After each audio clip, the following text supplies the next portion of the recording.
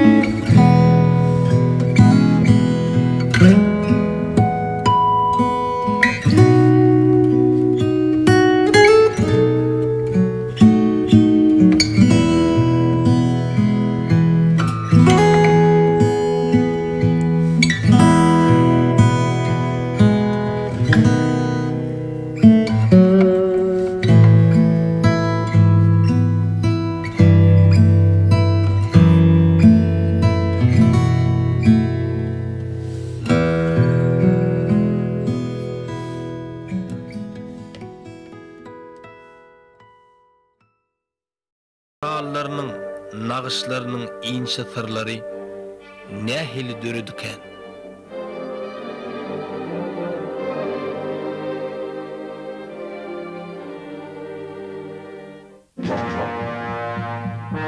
Bizim eramızdan olqı, geçen 2000 yıllıkların ağırına, kadimi günlüğürde, beyik sivilizasiyaların güllebesen zamanına, öz boluşul medeniyetin ocağı peyda olupdur. Haçany demirin işlerini becerilip başlanmak bilen demir asrın başında häzirki Türkmenistan toprağında yaşayan ata-babalarymyzyň durmuşyny agyr kynçylyklar ýüze çykyp başlapdyr. Gurokçuluk, açlyk, her türlü kederler, uruşlar olaryň deňlerinden sowurup geçmendir. Halk bu betbagçylyklaryň garşysyna mertlik bilen göreşipdirler. Bu görüşte iň agyr ýük aýallaryň gerdenine düşüpdir. Olar çağlaryny ýuwut ketellerden gorap saklamak, perdentlerini ajanyň penjetine bermedigi üçin jan edipdirler. Olar hudaýlara, göýük asmana çokunypdyrlar.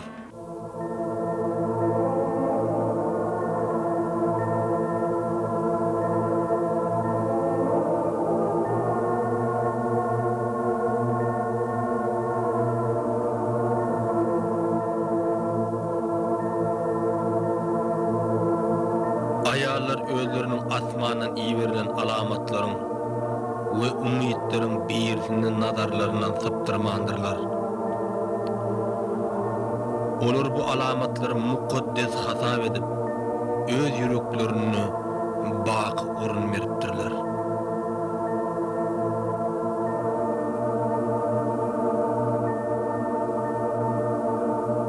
Bu bolsa göğülün döremegine getiripdir. Şeýlelikde ay günün hemde yıldızların adamlara ýetirýän täsiri, tebigat, ýaşaýşa bolan garaýyş bu zatlaryň ähleti şol göğülde düşündirilip hemde düşünüp bilipdirler.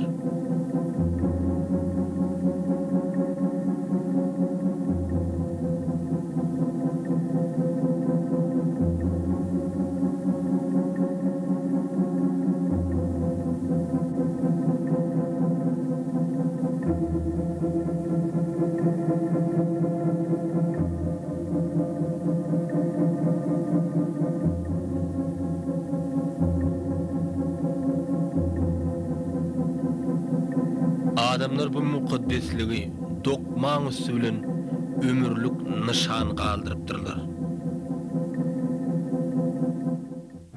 Biziň eramyzdan ýöň 4-nji asyryna Aleksandr Makedonskiýiň biziň topragymyza gelmegi, 7-nji asyrda bolsa Araplaryň gelmegi, ýa-da 13-nji asyrda Çingiz Hanyň san tajaply goşunlary bilen ýurtlarymyzy harabaçylyga öwürmegi bize mukaddes bolan hal senedinin ýok bolup gitmegine täsir edip bilmendir.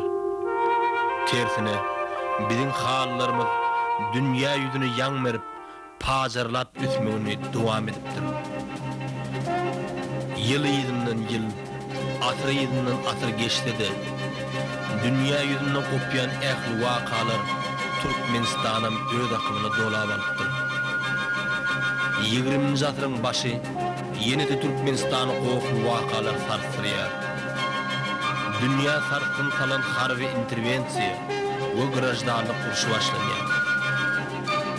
Uruşda öz mukaddes ojaklarynyň ýylysyny ýitirmän, halçy gelin gyýlarymyz hal dokumaklaryny dowam edýärler. 1925-nji ýylda Türkmenistan Sowet Sosialistik Respublikalar Soýuzynyň hataryna girýär. Türkmenistan üçin öz hallaryny bütün dünýä sergisinde görkezip, söz bilen beýan edip bolmajak, deňsiz taýsız gözellige ýuwrulan, sırly göýleri bolan hallarynyň hakyky esiniň özligini subut etmäge mümkinçilik töredýär.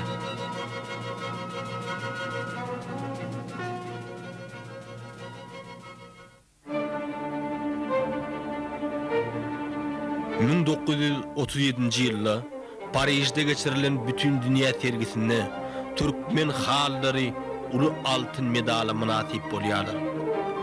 Bu hallaryň täsin göýleri, sergiň guraýjylary ankadypdyr. New York şäherinde geçirilen bütün dünýä sergisinde Türkmen hallary iň ýokary baha eýe bolýarlar. Türkmen halçynyk sunugutynyň awry kulli jahana dolýar. Türkmen halçy gelin gyýlary öz sunugutyny nesilden nesile arka miras goýup gidipdirler. Ýöne olaryň atlarynyň kimdigi bolýan gynansagam nämelimligine galypdyr.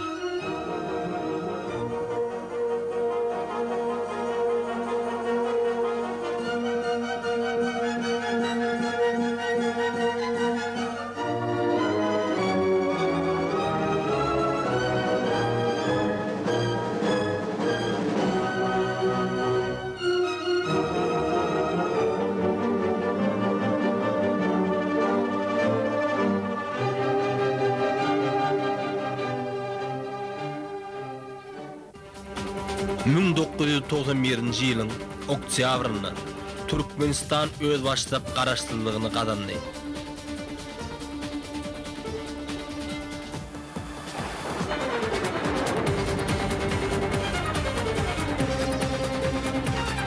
Türkmenistanyň ilkinji prezidenti Saparmurat Ataýevich Niýazow hal sunugutyny üstürmeň ýollaryny hatda artdyrdy. Ýylyň ýyly täze hallar dörep dünýä ýüzüne ýaýrap başlady.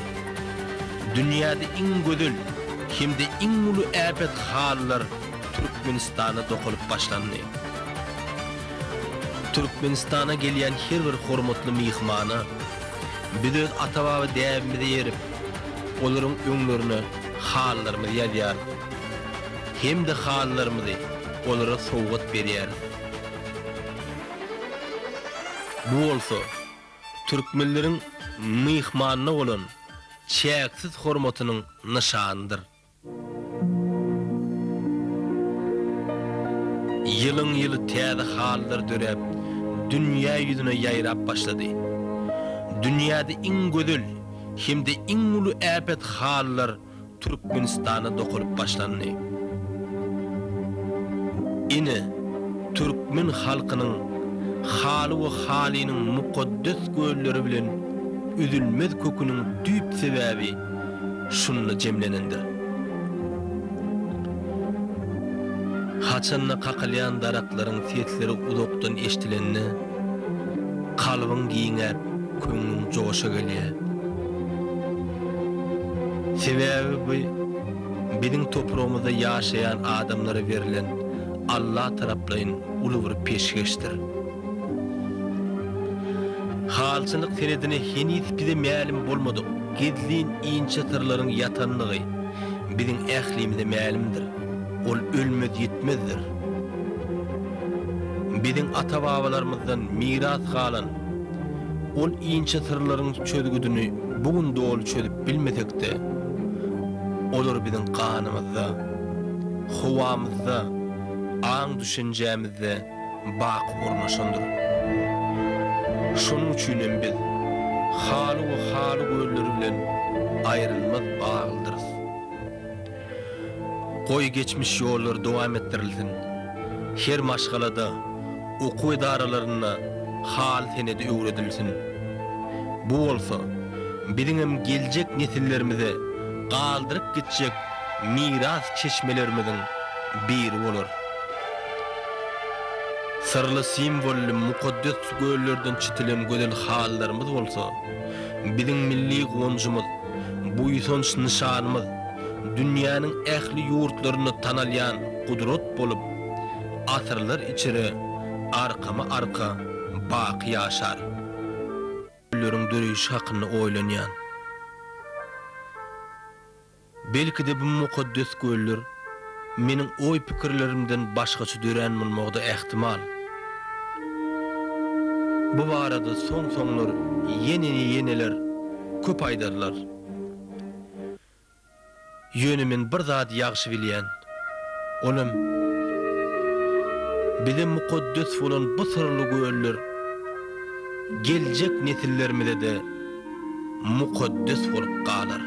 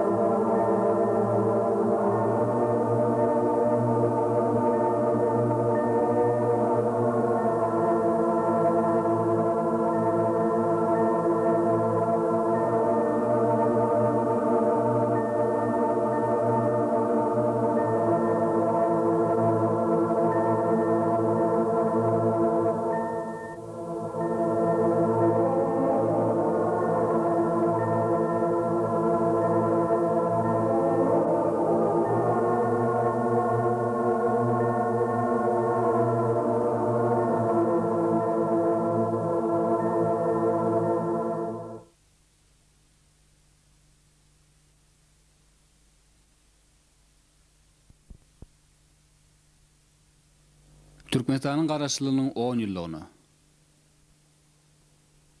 başlanýar.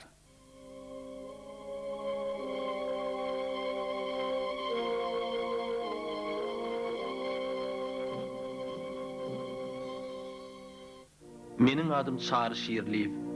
Siz filmler görensiňiz. Bu filmler bir näçe seriýalardan ibarat bolup, biziň ata-babalarymyzdan galan mukaddes miraslar hakynda söhbet açar. Inni bolsa biz gadyň hem ören çal tögürýän türkmen toprağynyň mukaddes hem ören gözel ýerlerine durup geçelim. Biz ilki bilen türkmeniň iň bir mukaddes ýerleriniň biri bolan Garaşdyrlyk teýilgähine bolarys. Bu teýilgähi meniň üçin iň gyzgyn hem ören mährem ýerleriniň biridir. Haçanly biz teýilgähde bolanynda biz öz ata-babalarymyzyň ruhlaryny duýup, olary hat ýakyndan ýatlaýar. Hatda özüň olaryň arasyna ýalym duýýarsyň. Öz geçmişini unutýan we öwrenmeýän halkyň gelejegem bolmaz. Şonuň üçin biz öz taryhy geçmişimiziň oň düýüp kökleriniň gadymylygyna, şol döwürde ýaşap geçen beýik şahslarymyzyň dünýä ýüzünde şu wagtlarym dawaratynyň dag aşýanlygyna boýsunýar. Olaryň işlerini görnükli alymlary, filosoflary, siýasatçylary, taryhçylary, oşun terkerdeleri, şahirleri bolupdyr. Diňe şu ýerde haçan olaryň heykellerini ýakyndan syýlan wagtyň öz içinden wagt beýik şahslarymyz bilen biraz taglym söhbetleşlik kurap bolsady, men olaryň içki dünýäsini, olaryň gozgan meselelerini, arzularyny, umytlaryny, şol döwürde başlaryndan geçiren beýik ýeňişlerini, oý pikirlerini bilerdim diýýän. Haçanly beýik taňry ýerdäki öz bennilerini toprog bölüp berenine, ol türkmen toprogyny dağly, düzlü, derýaly, çöllü, ägürtüli baýlykly mülki peşkeş beripdir. Soňundan bolsa, oý bu bereketli toprok bolsun, ýöne iň esasda size uly ýerasty baýlygy hem uly baý taryhy öwrüljek akbal garaşýa diýipdir.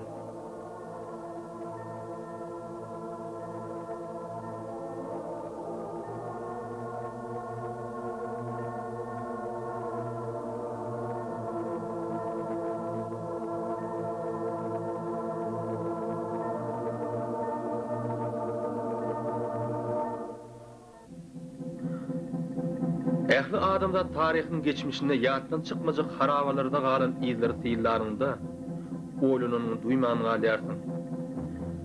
Baryp biziň zamanamyzdan öňki 2000-3000 ýyllyklarda ady älime ýaýran Jeytun, Altyndepe, Margiana ýaly medeniýetler, Mer, Nusoy, Könürgünç we köp medeni merkezleri bolan şäherleriň geçmiş taryhyny ser salsaň beýik hadiselerdir, wakaların üstüne açta olurdu. Ajaýyp magmary ýadygärliklerimiz Sultan Sanjaryň, Sultan İl Arslan'yň, Sultan Tekeşiň, Törebek Hanymyň, Şeyh Abul Fazlyň, Şeyh Abu Seýdiň, İbn Zeýdiň we beýlik şahslaryň gurhanalary, Şir Kebir, Talhatan Baba meçitleri, dürlük kerwan saraýlardyr köçükler, hanaklar, dünya medeniýetiniň altyn hazinasyny giyýärler. Bu miraslar türkmeniň ösen medeniýetiniň bolanlygyndan habar berýärler. Türkmenistan topraklary Hindistan we ýakyn günnägir topraklaryna boluşýaly dünýä boýunça ilkinji döwletleriň dören ýeridir. Taryhy maglumatlara dayansaň, biziň zamanamyzyň 3000 ýyllygyna bu topraklarda türki dilli döwlet gurulyp oňa Turan ýaşaýan ilata bolsa Turanlylar diýipdirler. Şol döwürde Turanly taýpalylara Saklar, Massagetler, Dağlar, Sarmatlar we başgalarynyň ählisiniň agzlaryny bir ýere jemlemän başaran türkmenleriň nesil başçysy bolan Oguz Han bolupdyr. 2000 ýyldan soň bu nogorda Turan taýpalary tarapyndan 3 tan uly imperiýanyň düýgü tutulýar. Oňa Parfi imperiýasy, Xarezm döwleti hemde Beýik Kuşan döwleti diýipdirler. Orta asyrlarda Oğuz türkmenleri we beýleki taýpalardan bolan türkmenler oğullarça uly kiçili döwletleri, imperiýalary gurupdyrlar. 9-10 asyryň aralygy bu döwletleriň pazarlap ösen döwürleri bolupdyr. Olary mysal edip Oğuz Ýabgu döwletini, Karahanylar Türkmen döwletini, Gaznalylar Türkmen döwletini, Beýik Türkmen Selçuklar döwletini, Xarezm Şanlylar Türkmen döwletini hemde günnägir Ýewropada, Hindistanyň, Orta we ýakyn günnägirde Kavkaz döwletlerini we beýleki ýerlerde gurulan oğullarça döwletleri görkezmek mümkindir. 9-njy asyrda Gaznalylar döwletiniň hökümdary Gaznaly Mahmud beýik hökümdar adyny eýe bolup, ýüren köp ýerleri öz döwletiniň çägine salypdyr. Ýöne dünýä taryhynda etaty urna eýe bolan döwlet beýik Türkmen Selçuklar imperiýasydyr. Bu döwlet orta asyrlar taryhyny gunnugur harplaryň ykbalyna ömür öçmejek taryhy ýyly galdyrandyr. Biziň eýýämizden öňkü 3-nji asyrlardan biziň eýýämizden orta asyryna çelli aralykda biziň ata-babalarymyz dünýäniň durly künjegini Merkezi Aziýanyň, Kiçi Aziýanyň, Hindistanyň, gunnugur Ýewropanyň, Kawkazyň turly ýerlerini eýlep 70-den gowrak ululy küçüli döwletler döredipdirler. 1055-nji ýylda Bagdatly Arap halifalygynyň halifasy beýik Türkmen Seljuk döwletini esaslandyran Togrul Begiň ýanyna gelip, özüniň asyly durmuşyny goramagyny sorap ýüz tutupdyr. Munyň üçin halifa Togrul Begi genji hadyny bermegi wada edip, Gunnuguryň we Gunmataryň hökümdary diýip aglan edipdir.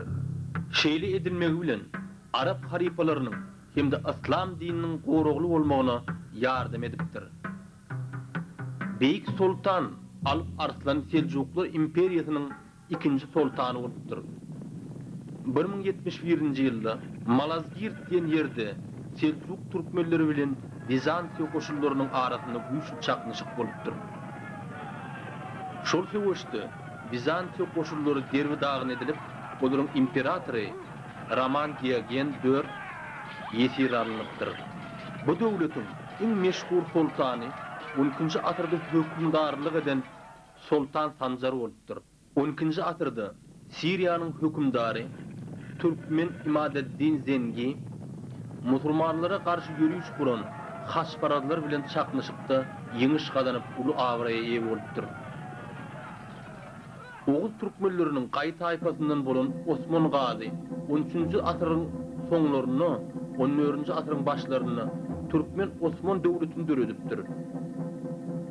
Onuň neberesinden bolan Sultan Mehmet Fatih II 1453-nji ýylda Konstantinopoli eýlepdir. Bu bolsa Bizantiýa döwletiniň sığınmagyna getirip, Osman Türkmen imperiýasynyň araçäginiň has ýeňilmegini esas beripdir. 14-16-njy asyrda Kiçi Aziýada, Eýranda, Kawkazda ak goýly türkmenleriň beýik hökümdary Uzun Hasan hemde Gara goýly türkmenleriň beýik hökümdary Gara Ýusuf döwletleri döräpdir. 16-njy asyrda İsmail Sefevi döwletini kurupdyr. 16-njy asyrda Hindistanda ýaşan görnükli döwlet dolandyrjysy Bayramkhan Türkmendir. Aýbek Türkmen Misir ýurdunda Mamluk döwletiniň beýik hökümdary bolupdyr. Medirşah Afşar 18-nji asyrda Eýranda ägir türlü döwleti hökümdarlyk edipdir. Orta asyrda türkmenleriň görnükli şahyrdyr akyldarlary Gunnugurda meşhur bolupdyrlar. Olardan Al-Harazmi, Hoca Ahmet Yasawy, Mevlana, Celaleddin Rumi, Hacı Bektaş Weli, Yunus Emre, Karacaoğlan, Maktumguli, Molla Nefes, Kemini we beýlik köp akyldarlar halk agdyberligi, jewisligi, sabırlylygy, bir bitewligi çagyrypdyr. Aradan neçe asyrlar geçenli bolsa, şol beýik şahyrlarynyň ady we adlary şöhrady jahan ýüzünde şu wagtlarym dabarlanýandyr. Türkmenler ýaşan ýerlerini, özleriniň bilimlerini, aň düşünjelerini, medeniýetini ýakty gelecegiň eşeret üçin bagş edipdirler. Türkmenistanyň medeni mirasyny öwrenmekde bütün dünýäniň üzüni özüne çekdi. Häzirki wagtda Türkmenistanyň medeni durmuşyny uly wakalaryň biri Türkmenistanyň taryhy medeni mirasydyr. Türkmenistanda geçirilen halkary konferensiýa dünýäniň görnükli alymlary gatnaşdylar. Bu geçirilen konferensiýanyň taryhy ähmiýeti ýene-de bir gelip Türkmeniň taryhynyň düýp kökleriniň ören gadymlygyna hemde häzirki wagtda bolsa Türkmenistan özüniň garaşdy bitirap ýoly bilen öňe barýandygyna dol göz ýetirildi. Esas wakalaryň biri bolsa Türkmenistanyň prezidenti Saparmurat Türkmenmaşynyň fermany bilen Türkmenistanyň Merkezi Aziýanyň hem de günnäger halklaryň geçmişdäki ata-babalarymyzyň medeni mirasyny öwrenmek maksady bilen Halkara Döwlet Instituty döredildi. Türkmenistan yer ýüzünde mawy ýalňyja baý bolup ol ilkinji orunlardadyr. Edil şoň ýalyda Türkmenistanyň newti we beýlik tebigy baýlyklary çäksizdir. Türkmen toprağından alınýan bol hasıllar bolsa, görülüp eşitilmedik derejelere ýetdi. 1995-nji ýylda Birleşen Milletler Guramasy tarapyndan Türkmenistana baky bitaraplyk statusy berildi. Türkmenistanyň prezidenti Saparmurat Türkmenmaşynyň ýol başçylygyna Türkmenistan özüni dünýä tanatdy. Türkmenistan Orta Aziýada ýerleşip, onun tutýan meýdany 491,8 min kvadrat kilometrden ibaretdir. Türkmenistanyň asuda we parahat durmuşda dürli milletleriň wekilleriniň ýüze goly ýaşaýandyr. Türkmenistanyň täsin hemde gudratly ýerler köpdir. 1970-nji ýylda güýçli çagwaly ýağmyryň Köýtün nağynyň üstüne ýagmagy derarly, dağ üstüne uýuly gatlyga aýryldy. Şonda bir näçe kilometr uzalyp gidýän dinozawrlaryň aýagylar tapyldy.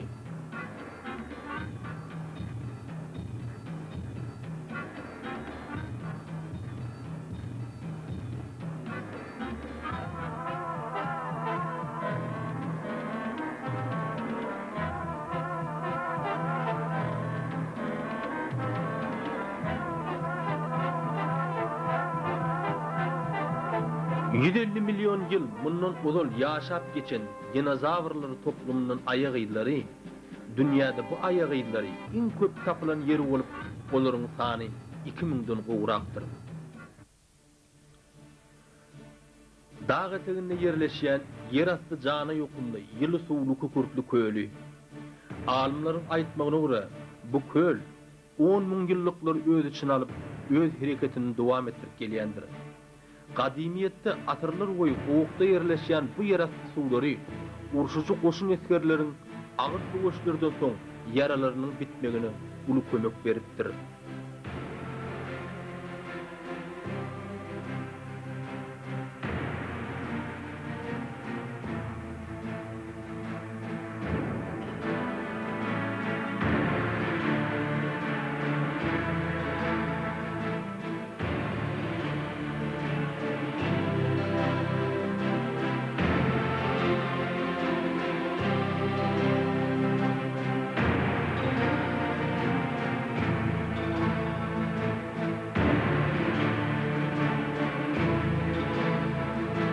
Köýtün nağyna ýerleşen stalaktit gowuklarynyň syýlarynda gadymy geçmiş ýadyna salyp, täsin bir dünýä düşünýän bolýarsyň.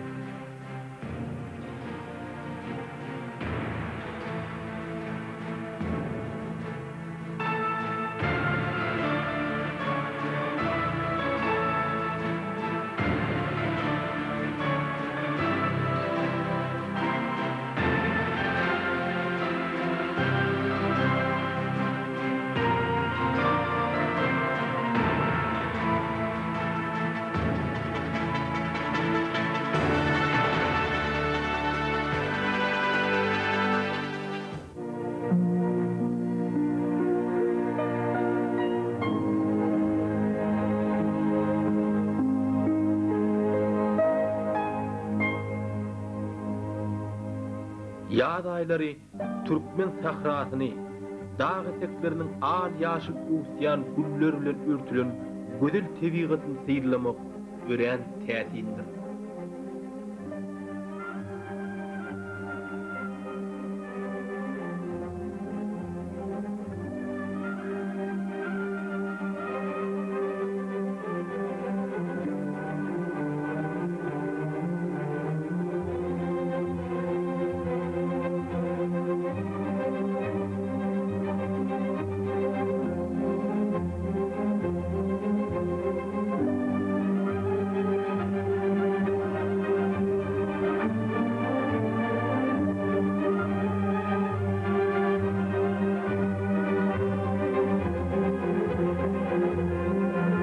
Türkmenistanyň prezidenti Saparmurat Türkmenmaşynyň ýadawsuz aladalary netijesinde Türkmenistan'da kurulyan binaların sani gün sayın artýar.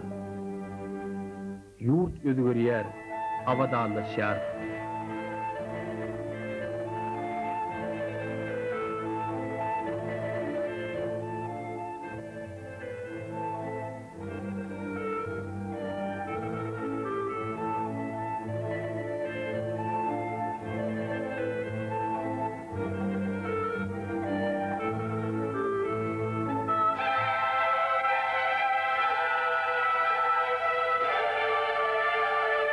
Türkmenistan adamın sağlığı yukarı derecede tutulýar. Muňa mysal edip, dağa tüňünde yerleşýän Serdar ýodasyny aýdyp geçdik ýeterlikdir. Serdaryň sağlyk ýodasynyň uzunlygy 40 kilometre çeli ýetýändir.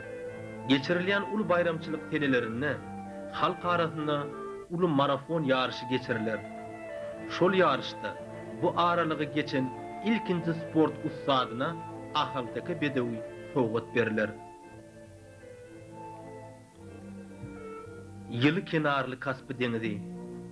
Bu ýerde balyklaryň tutulşyny her bir adam tomaşa edip biler.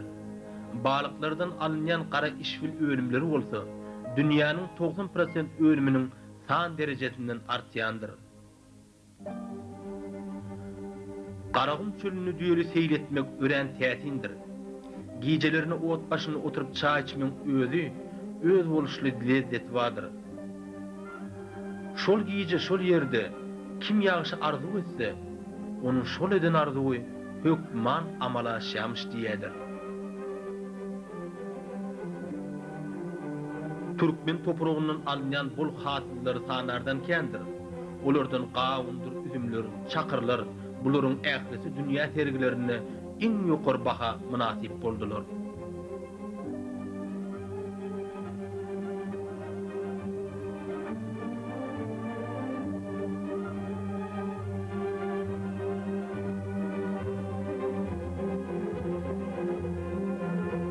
Türkmenistan'da dokalyan hallar dünya bellidir.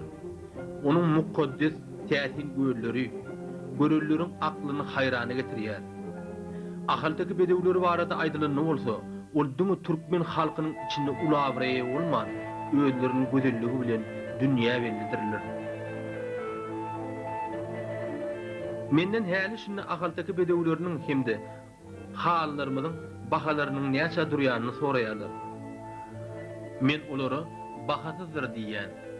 Sebäbi olara biziň ata-babalarymyzyň ýürek ihlas diňdirlendir. Haldaky her bir bölümimiz biziň enelerimiziň ýürekleriniň nagşy, halkymyzyň geçmişidir. Ahaldaky bedewlerimiz bolsa, göýlerimiziň ýürek urgusudyr. Haçanda ahaldaky bedewiniň ýüregi urýaka, hallarymyz dokalýarka, diýmek türkmen halky ýaşaýar. Şonuň üçin haýdan bolsa bir adamy bu mukaddeslikleri satyn almak başardaýsa, biz olardan gaty arkaýyndyryz. Sebäbi bu kymmatlyklara ören ýokary derejede seretmekli garaşýandyr. Çünki olar bu ulu hormata münasipdirler. Türkmeniň hiç bir bayramçylygy gadymy döwürlerde de belli bolan milli saduraly tutarsyz geçirilmeýär. Tutar Türkmeniň kalbynyň uwazy, ýüreginiň duýgusudyr.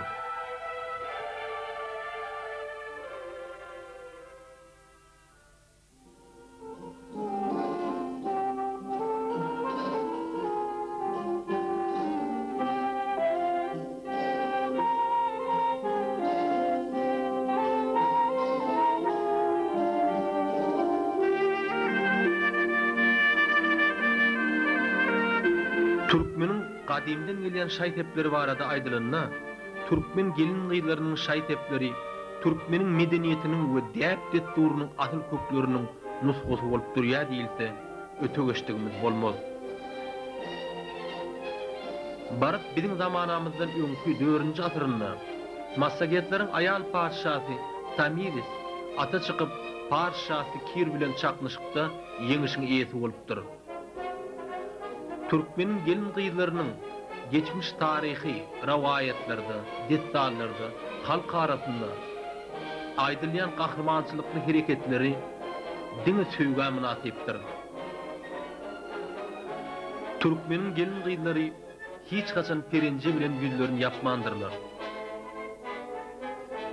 Tersine olur şay tepleri bilen öğünlerini beder. Adatlığın, erkilliğin, uğudolluğun şam çırağı yalı olup geliyeler.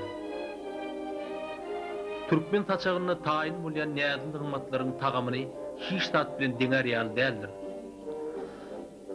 Olardan tamdyrda bişen melemytlyk nanymyz, dogramamyz, buğlanan palawymyz, gudatynden taýýar edilen işlikler, otda bişen çiýişlikler olaryň tanyny tanardan kendir.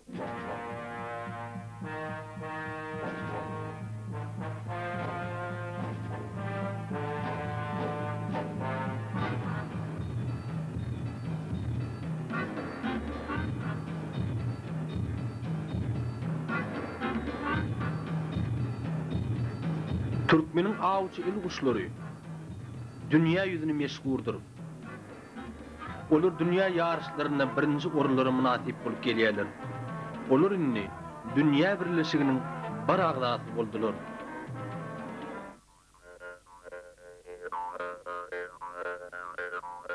Türkmenistan Karaköýlük hemde sarjy tohumlardan bolan goýulary östirip ýetişdirmekde uly abraýy edir.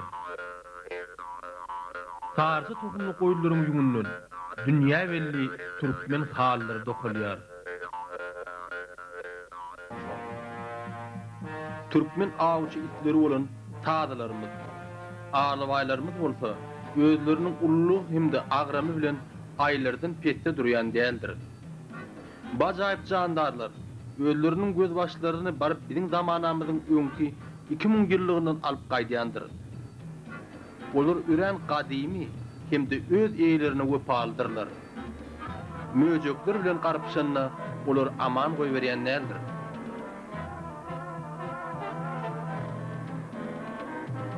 Häzirki wagtda Türkmenistan özüniň saglyk merkezleri bilen uly meşgurlyk gadandy. Olaryň içinde Aşgabatdaky ýürek merkezi, Göz Beceriş instituty, Balkanabatdaky Mollagara sanatoriýasy, Arçmandaky Aşgadyň we içege beceriş sanatoriýasy, Bayramaldaky böwrek we ýürek sanatoriýalaryny ýatlap geçmek ýeterlikdir. Ýaşlylaryň aýtmaklaryna görä, haçan Beýik İskender öz goşullary bilen şu toprağa gelip geçenni, onun koşun ýolbaşçylarynyň köpüsi özleriniň şu ýerde köp kedil dertleriniň aýrylandygyny aýdyp, şu toprakda galmak isleýändiklerini sorapdyrlar we ömürleriniň ahyryna çelli şu ýerde ýaşap geçiripdirler. Bizim üren kudretli toprağımız var. Onu görmäge alys ýerlerden milyonlarça mihmanlar gelir. Bide bolsa, gözel ýurdumyzyň ähli gözelliklerini görkezeri bu ýsanary zat gaty köpdir. Türkmenistanyň paýtagty gözel Aşgabat. Türkmenistana gelýän her bir mihmany ilki bilen 5 ýyllykly şäher mihmanhanalary garşylar. Soňra oturgulary, gözel Aşgabatyň gözel keşfi, jadyraýy agşamlary görenleriň aklyny haýrany goýup, bütün ömürlerini ýadynda galar.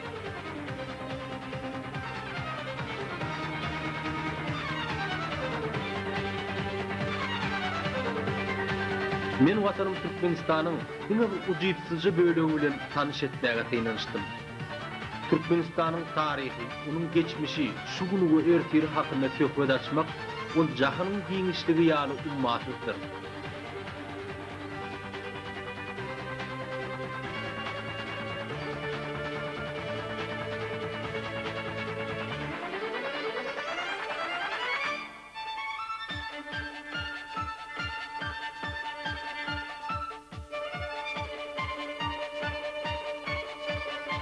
Türkmenlerde mihman atağından ulu diyen atalar sözü var. Beýik magtum ulu Pragy öz setirlerini bu ýerde dogollyk, däpdir, agzbirlik, kanun diýip belläp geçişi ýaly. Türkmenistana geljek her bir mihmanyň deň janmagy, tanyşmagy, seýletmek üçin ähli şertler döredilendir. Mihmany garşy almak biziň ýaşaýyşymyzyň ödenidir.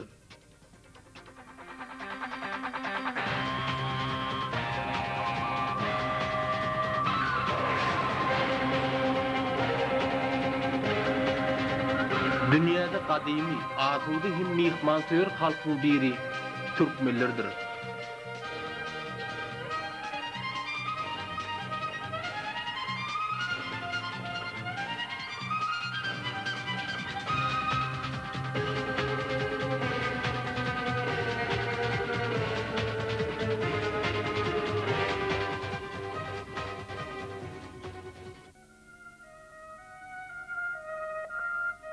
Geçmiş hemişe bizim yüreklerimizde bak sönmejek ýyz galdyrýar. Biz öz gelegimizde atalarımızdan galan şol bak odu söndürmeýän gorap saklamalydyr. Bu hemişe şeýle bolupdy. Şeýle bolmalym, şeýle bolmalydyram.